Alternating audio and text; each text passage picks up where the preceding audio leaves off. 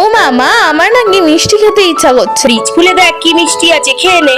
ফ্রিজে মিষ্টি থাকলে কি আর তোমাকে বলতাম? তাহলে ছাড়, আর মিষ্টি খেয়ে কাজ নেই।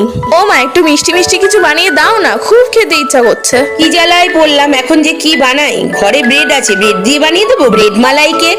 ওকে বানিয়ে দাও। প্রথমে আমি ব্রেডগুলোকে নিয়ে চারদিকটা ভালো করে কেটে রেখেছিলাম, তারপরে ওটাকে একটুখানি হালকা করে সেঁকে নিয়েছি যেন কালার না হয়। পর কড়াইয়ের মধ্যে একটু চিনি দিয়ে দিয়েছিলাম ক্যারামেল হওয়ার জন্য। যখন ক্যারামেল হয়ে গেছিল তখন দুধটাকে ওর মধ্যে ঢেলে দিয়েছিলাম আর ভালো করে জাল দিয়ে নিয়েছিলাম।